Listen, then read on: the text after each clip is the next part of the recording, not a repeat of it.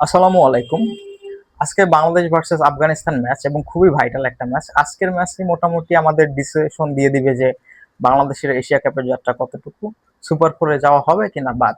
So আজকে কথা বলবো যে বাংলাদেশের একাদশে কি কি পরিবর্তন আসতে চলছে এবং আফগানিস্তানকে হারাতে হলে কি কি কৌশল ফলো করতে হবে এবং টিম ম্যানেজমেন্টের পরিকল্পনা কি হওয়া উচিত সেই সব সম্পর্কে। তো বাংলাদেশ শ্রীলঙ্কার সাথে ভরাডুবির পর নিশ্চিতভাবে একাদশে কিছু চেঞ্জেস আসতে চলছে। তো চেঞ্জেস গুলো নিয়ে আগে কথা বলতে চাই, সেটা হচ্ছে ওপেনিং ঠিক থাকবে আমার মনে হয়, কারণ ব্যাকআপ ওপেনার বাংলাদেশে এখন নাই বললেই চলে। তো সেকেন্ডে যে জিনিসটা আসবে সেটা হচ্ছে গিয়ে হৃদয়। হৃদয়ের জায়গায় হয়তো আমরা আজকের ম্যাচে সাইফ অথবা নুরুল হোসেন সোহানকে দেখতে পেতে পারি।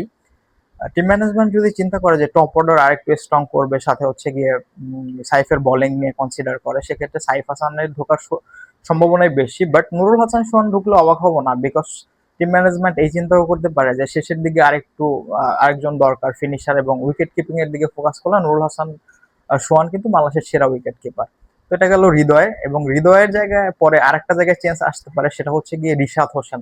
রিশাদ হোসেন আগের মতো ওরকম ফর্মে নাই, তো তার জায়গা হয়তো আজকের ম্যাচে আমরা নাসুম আহমদকে দেখতে পাবো। এবং Nasum Ahmed off break lefty bowler, তো সে হতে পারে খুবই ভাইটাল একটা রোল প্লে করতে পারে আফগানিস্তানের বিপক্ষে, বিকজ আফগানিস্তানের কিছু ব্যাটার আছে যারা হচ্ছে লেফট হ্যান্ডি অফ ব্রেকের বিপক্ষে দুর্বল, যেমন হচ্ছে গিয়ে ইব্রাহিম জাদরান। তো আরেকটা জায়গায় চেঞ্জেস আসবে দুইটা জায়গার পরে, সেটা হচ্ছে বোলিং ইউনিটে। বোলিং ইউনিটে আজকে হয়তো আমরা তাসকিন আহমেদকে দেখতে পাবো বিকজ অফ রামানুল্লাহ গুরবাজ। শরীফুল হয়তো থাকবে না। তো মোটামুটি বোলিং ইউনিটে তাসকিন, ফিজ এবং তানজিদ সাকিবের থাকার সম্ভাবনাই বেশি। আর ব্যাটিং অর্ডারে হৃদয়ের জায়গায় সাইফ হাসান অথবা নুরুল হাসান সোহান, এবং রিশাদের জায়গায় নাসুমের থাকার সম্ভাবনাই বেশি। এটা হচ্ছে বাংলাদেশের সম্ভাব্য স্কোয়াড, টিম ম্যানেজমেন্ট যদি ওইভাবে চিন্তা করে। তো এখন বলি যে আফগানিস্তানের বিপক্ষে কি কি স্ট্র্যাটেজি হওয়া উচিত। ফার্স্ট অফ অল তাদের বিপক্ষে টস খুবই একটা ভাইটাল বিষয়। তো টস জিতে বাংলা যদি বোলিং করে এবং হচ্ছে গিয়ে তাদের অল্প কিছু রানে যদি আটকে দেওয়া যায় 120 অথবা 130-এর ভিতরে, তাহলে আফগানিস্তানের বলাররা যত ভালোই বল করুক, যতই স্পিনাররা যতই আক্রমণাত্মক বল করুক, বাংলাদেশ হয়তো সেটা সমীহ করে টার্গেটটা ইজিলি চেস করতে পারবে। বাট যদি ফার্স্টে ব্যাটিং করতে যায়, তারা অ্যাটাকিং খেলবে নাকি হচ্ছে ডিফেন্সিভ খেলবে, এবং মাঝখানের স্পিন ওভার গুলা খুবই ভাইটাল হইতে পারে। তো বাংলাদেশের বিপক্ষে যাওয়ার সম্ভাবনাই বেশি ম্যাচটা, যেহেতু আফগানিস্তান বোলিং এ খুব সমৃদ্ধশালী ব্যাটিং এর তুলনায়। তো এখন আসে যদি বাংলাদেশ শুরুতে বোলিং করে, সেক্ষেত্রে কার রোলটা কি হতে পারে। তো শুরুতে তাদের ওপেনার, দুইজন ওপেনারই মূলত ব্যাটিং এর ভরসা, সেটা হচ্ছে রামানুল্লাহ গুরবাস এবং সাদিকুল্লাহ আতাল। সাদিকুল্লাহ আতাল ইয়ং বাট খুবই ট্যালেন্টেড একজন ব্যাটসম্যান। সে ফার্স্ট ম্যাচে হয়তো আফগানিস্তানের পক্ষে একটা 50ও আছে তার। সো সাদিকুল্লাহ আতারের কিছু উইক পয়েন্ট আছে, সেটা হচ্ছে অফ সাইডের বলগুলা। থার্ড স্টাম্পের পরে যে ফোর্থ অথবা ফিফথ স্টাম্প করিডোরের বলগুলা, সেটা মোটামুটি আমরা সবাই জানি সে অফ সাইডে দুর্বল।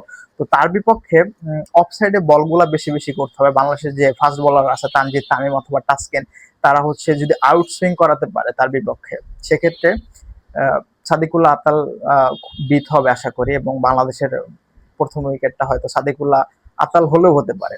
বাট তাসকিনের আজকে ম্যাচে প্রত্যাবর্তন হচ্ছে মূলত রামানুল্লাহ গুরবাসের জন্য। আমরা সবাই কম বেশি জানি যে রামানুল্লাহ গুরবাসের উইকেট কিন্তু টাস্কিনের, বিগত সালে যতগুলাই খেলা হয়েছে আফগানিস্তানের সাথে রামানুল্লাহ গুরবাসের উইকেটটা কিন্তু টাস্কিনই নিয়েছে।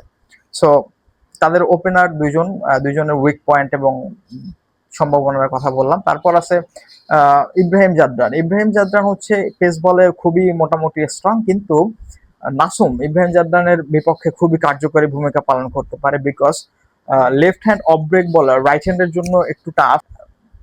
গুড লেন্থে যদি বলগুলো পিচ করানো হয়, ইব্রাহিম জাদরান সেক্ষেত্রে খুবই খুবই উইক, দুর্বলতা সেখানে। তো নাসুম আহমেদ একটা ভাইটাল রোল প্লে করতে পারে ইব্রাহিম জাদরানের জন্য। দেন হচ্ছে আজমাতুল্লাহ ওমর যায়, তাদের আরেকটা ব্যাটিং এর মোটামুটি মিডল অর্ডারের স্তম্ভ।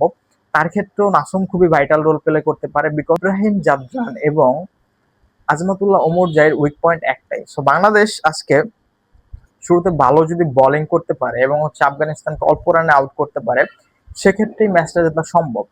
আর হচ্ছে কি ভালো ব্যাটিংও করতে হবে। এখন টিম ম্যানেজমেন্টে কি চিন্তা করে, সো ওইভাবেই আজকে স্কট আসলে আজকের ম্যাচে ডিসাইড করে দিবে যে বাংলাদেশে এশিয়া কাপ হেরেছে আর কতদূর টিকে আছে। সো আজকে খুবই ইম্পর্টেন্ট ম্যাচ, এবং আজকের ম্যাচে আমরা বাঙালিরা আশা করতেই পারি যে বাংলাদেশ জয় দিয়ে শেষ করবে। সো আজকের ভিডিও এই পর্যন্তই। থ্যাংক ইউ সবাইকে।